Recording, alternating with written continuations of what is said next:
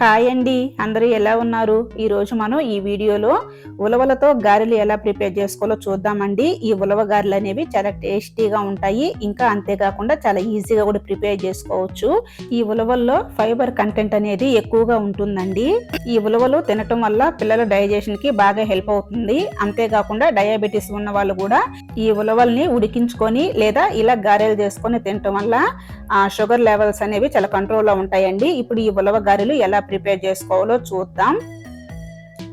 ముందుగా ఒక బౌల్ తీసుకొని మనం నీట్గా క్లీన్ చేసి పెట్టుకున్న ఈ ఉలవలను ఒక కప్పు వరకు ఈ బౌల్లో వేసుకోవాలండి.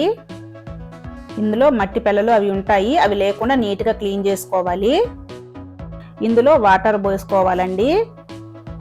ఇలా వాటర్ యాడ్ చేసిన తర్వాత వీటిని 2-3 టైమ్స్ నీట్గా వాష్ చేసుకోవాలి. ఇలా వాష్ చేసిన తర్వాత ఈ వాటర్ని వంపేసి మరలా ఇందులో వాటర్ పోసుకోవాలండి. ఇలా వాటర్ యాడ్ చేసిన తర్వాత దీనిపైన మూత పెట్టి ఈ ఉలవలను మనం ఒక 10 గంటల పాటు నానబెట్టుకోవాలి. ఇలా నానబెట్టుకోవటం వల్ల మనకు గారెలు అనేవి చాలా పర్ఫెక్ట్గా వస్తాయండి. ఇప్పుడు మరొక బౌల్ తీసుకొని మనం ఒక కప్పు ఉలవలు తీసుకున్నాం కదండి. ఒక కప్పు ఉలవలకి 1/2 కప్పు పెసరపప్పు లేదా 1/2 కప్పు పచ్చిశనగ పప్పుని నానబెట్టుకొని ఉలవల్లో కలుపుకోవటం వల్ల ఈ ఉలవ గారెలు అనేవి చాలా టేస్టీగా ఉంటాయి. నేనైతే పెసరపప్పు తీసుకుంటున్నానండి. ఇలా తీసుకున్న ఈ పెసరపప్పులో వాటర్ వేసి ఈ పెసరపప్పుని బాగా నానబెట్టుకోవాలి. ఇప్పుడు మనం నానబెట్టుకున్న ఉలవలు చూద్దాము. చూసారు కదండి, ఈ ఉలవలు 10 గంటల పాటు బాగా నానటం వల్ల మనకు బాగా ఉబ్బేయి. ఇలా ఉబ్బటం వల్ల మనకు ఈ గారెలు అనేవి చాలా టేస్టీగా ఉంటాయండి. చూసారు కదా, మనకు ఈ ఉలవలు అనేవి ఎంత పర్ఫెక్ట్గా నానిపోయినాయో. ఈ ఉలవలు ఒక 10 గంటలు నానితే సరిపోతుంది. ఇప్పుడు మనం నానబెట్టుకున్న ఈ పెసరపప్పును చూద్దాము. ఈ పెసరపప్పు మనకు ఒక 1 అవర్ పాటు నానితే సరిపోతుందండి. ఎక్కువసేపు నానాల్సిన అవసరం ఏం లేదు. ఇప్పుడు ఒక మిక్సీ జార్ తీసుకొని మనం ఇందులో నానబెట్టుకున్న ఈ ఉలవలను వేసేసుకోవాలి.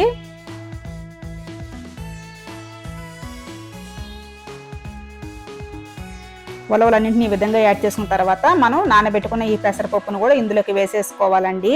ఇలా వేసుకున్న తరువాత ఇందులో ఒక మీడియం సైజ్ పచ్చిమిర్చి ఒక 4 లేదా 5ని యాడ్ చేసుకోవాలి. తర్వాత ఇందులో ఒక చిన్న అల్లం ముక్కను తీసుకొని ఇలా ముక్కలుగా కట్ చేసి వేసుకోవాలండి. ఇలా వేసుకున్న తర్వాత ఇందులో 1.5 టీ స్పూన్ జీలకర్ర వేసుకోవాలండి.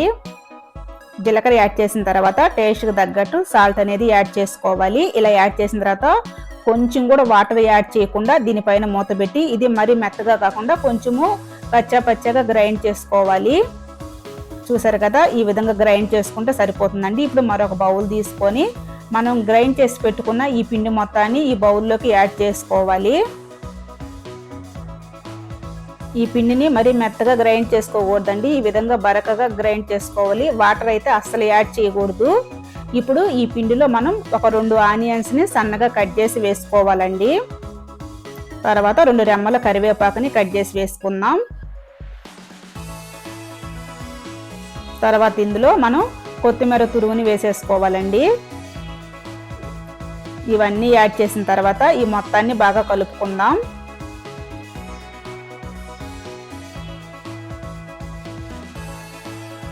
చూసారు కదా, మొత్తం నీట్గా ఈ విధంగా కలుపుకున్న తర్వాత ఇప్పుడు గారెలు ఎలా ప్రిపేర్ చేసుకోవాలో చూద్దాం. ముందుగా స్టవ్ వెలిగించి కడాయి పెట్టుకొని కడాయి హీటెక్కిన తర్వాత ఇందులో డీప్ ఫ్రైకి సరిపడంత ఆయిల్ని యాడ్ చేసుకోవాలండి. ఇలా ఆయిల్ హీటెక్కిన తర్వాత మనం కలిపి పెట్టుకున్న పిండిని ఈ విధంగా చిన్న చిన్న ముద్దలుగా చేసుకోవాలి. ఇలా చేసుకున్న తర్వాత మనం ఇప్పుడు ఈ కవర్ తీసుకొని ఈ కవర్ పైన వీటిని వడల్లాగా ఒత్తుకోవాలండి.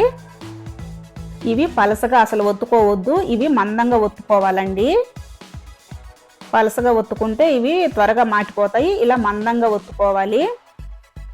చూసారు కదా, ఈ విధంగా ఒత్తుకోవాలండి. ఇలా రెడీ చేసుకున్న తర్వాత వీటిని ఇప్పుడు మనం ఆయిల్లోకి యాడ్ చేసేసుకుందాం.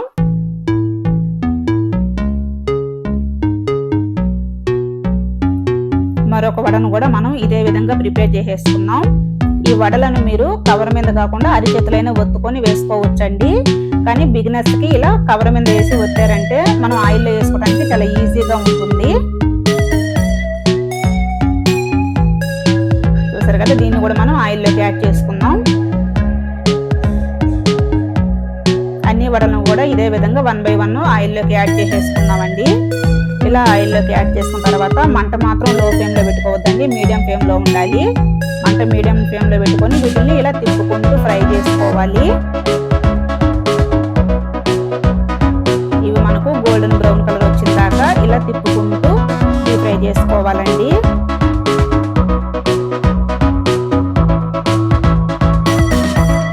గారెలు అయితే చాలా టేస్టీగా ఉంటాయి, పైన చాలా క్రిస్పీగా లోపల సాఫ్ట్గా చాలా అంటే చాలా బాగుంటాయండి. మీరు కూడా ఒకసారి ట్రై చేయండి. చూసారు కదా, ఇవి మనకు రెడీ అయిపోయినాయి. వీటిని మనం ప్లేట్లో తీసేసుకున్నాం.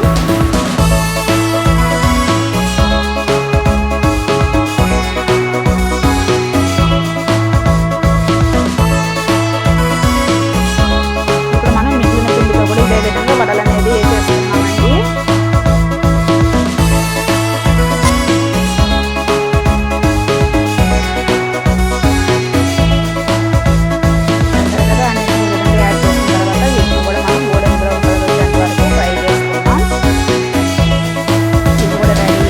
వీటిని కూడా మనం ప్లేట్లో తీసేసుకుందామండి.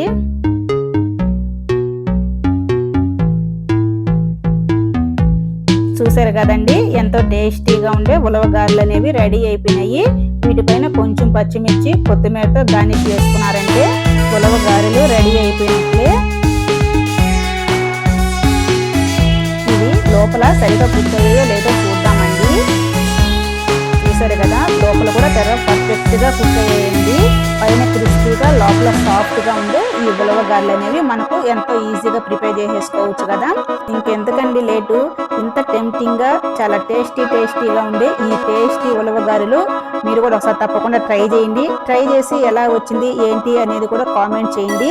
అంతేకాకుండా ఈ వీడియో మీకు నచ్చినట్లయితే ఒక చిన్న లైక్ చేసి అలానే మన ఛానల్ కూడా తప్పకుండా సబ్స్క్రైబ్ చేసుకోండి. Thank you for watching. Bye bye.